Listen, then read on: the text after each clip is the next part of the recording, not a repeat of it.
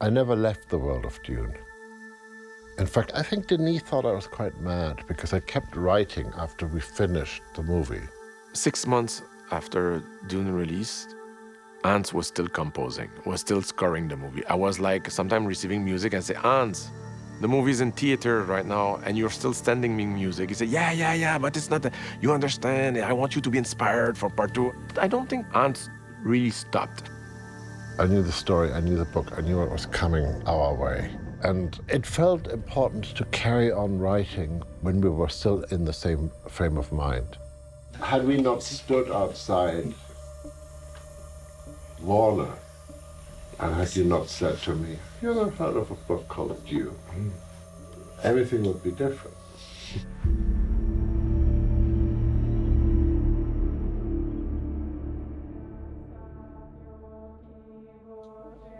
We did pretty well on the last one. It's got us an Oscar, you know.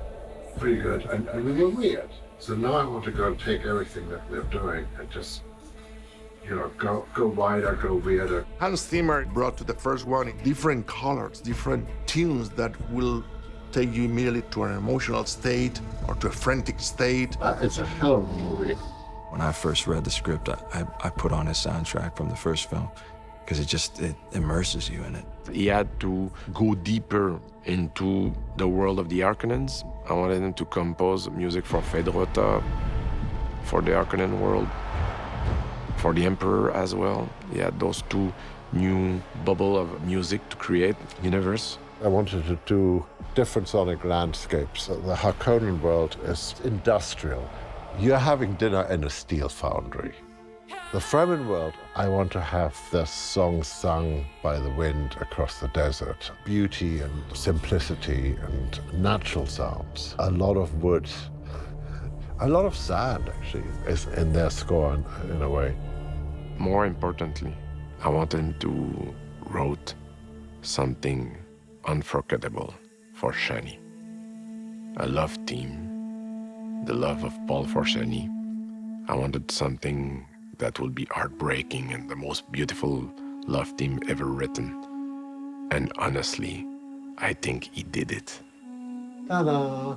By hitting those a little harder, some of those, it's like she's telling a story. It's like she's... I'm being too gentle? Yeah, tell me more of the story. Okay.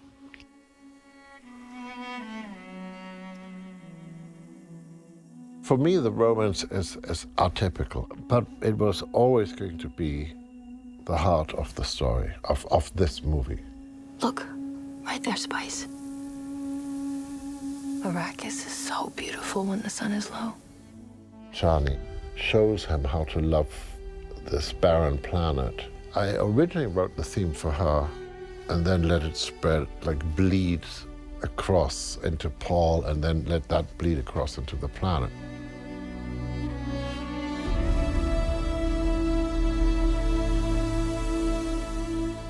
When I listened to it, I was in tears. I said, Hans, I think it's maybe one of the best things you've written. He said, you think so?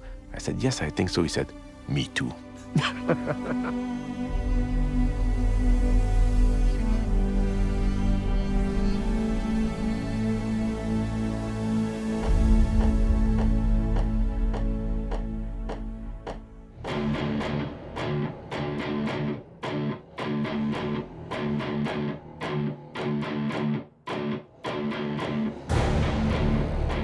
If we were to do it with an orchestra, it would actually destroy the intimacy. It's a really good group. I never understood why a film set on some strange planet in the future should use a normal, romantic, Middle European orchestra. You know, why am I suddenly hearing violins? So we started building instruments, and we started designing instruments. Guillaume, Christophe, and Ed Egan, Canadian genius designer, spent 10 years building these beautiful instruments out of wood with a lot of electronics inside. We have all these resonators. So there are two wooden ones, the big pyramid. And we basically have the ability to take any one of our setups from either my setup or Guillaume's setup or Christophe's, whatever we're playing, We can print these things separately, but we can also feed it selectively into the resonators. Just great flexibility, and we can react to this acoustic sound that's coming back from the resonators. It gives new kind of sounds that you never heard before, and that when you hear it, you don't know if it's going from the future, that you don't know exactly what kind of instrument is it. So the pitch is continuum, the volume is continuous. You have the osmos, so you have two of them. On the osmos is that whenever you start pressing a note, you get the first sound, and you can vibrate the sound and have the pressure being under control all the time. When you play a note on a piano, basically it goes plonk, right? Plonk, and it dies out. What they've done is when you touch the keyboard, it knows you're already touching the keyboard. Like within that travel of that key, the sound can change completely. And then, of course, the one thing every keyboard player wants to do is, what a violinist can do or guitarist can do, is have vibrato. So you can go and wobble your keys left to right. And you literally can transform a sound completely. You know, certainly hearing the textures that were in Dune 1, very inspirational. And it's like that movie just resonated for us. And it was like saying, man, this is like the environment that we love living in. So it's like, it's just a beautiful, beautiful score. And it's amazing to be able to start contributing our kind of vision into this acoustic world. I'm toning now with the pencil. Like a saxophone thing. He stole this from a girl. That I made. No, this is from an oryx.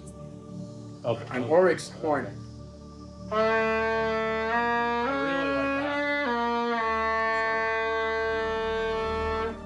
Hans is restless instrumentally. You know, Pedro, who plays the duduk, he's also very, keen on going to Home Depot and buying a load of plastic tubing and somehow putting a reed on it and making a sound.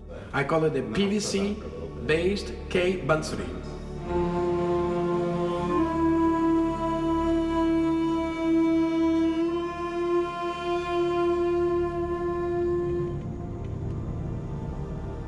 Now I can sleep tonight. Oh, Pedro, we got Pedro from Venezuela. You know, with all this technology going on, you need somebody who can play with this enormous heart that he has. It's just music flows from him.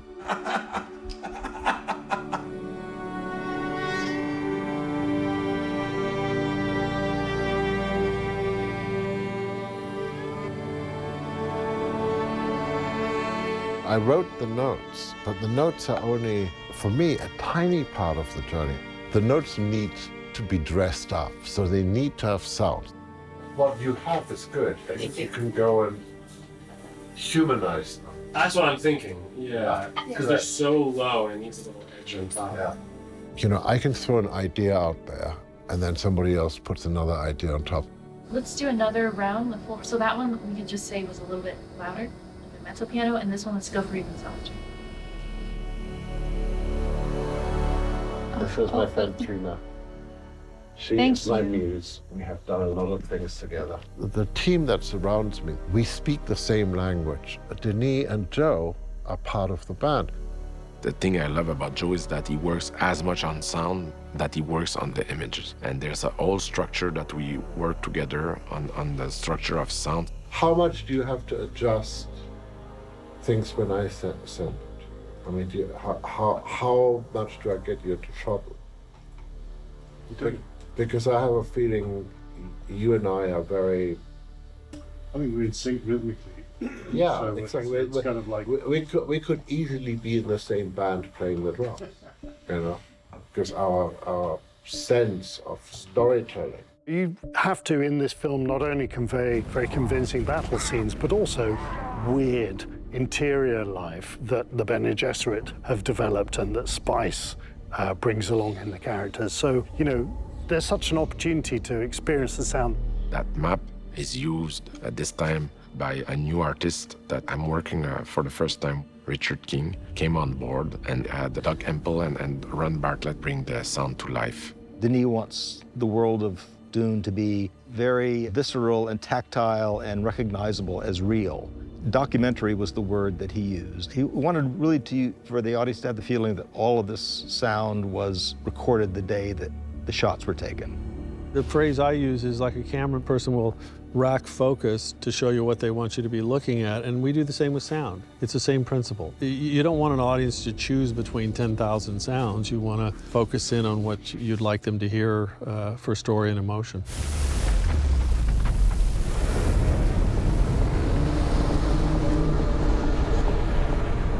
The worm is much more of a feature, and is featured a lot more in this film, and so we needed to create the sound of the worm riding along the surface, and the velocity of the worm and the friction of the worm on the ground. Well, when Paul rides the worm the first time, he gets the grandfather of all worms, and we had to make it sound like that. There's 50 tons of meat traveling along the ground at 50 miles an hour. So there were so many challenges. We did a lot of recording in the desert, dragging large objects across sand and gravel, and then utilizing pitch shifters and simple kind of analog tools like that to alter the sounds. It's a real handoff moment where it's this massive worm. And Paul's voice is so tiny because if you make him large or loud, it makes the worm sound smaller, so you go the other way. The worm's huge. You can barely hear Paul like yelling or doing any efforts. But when you get to the music, that's when it's like, ta-da, you know, he's gonna really take off and ride this giant worm. And it's just very heroic and gives you goosebumps. Richard's sound is spectacular and phenomenal. So I quietly have to find it's not quite fighting a battle. It's outwitting him, you know? It's like figuring out, okay, hang on. I know that Richard will just have appropriated the whole top end of the audio spectrum. So I better find something sort of in the middle to sneak in, you know? This is the score done by the band. Well, it's by you, played by the band. This is a score done by the band. Don't argue with me.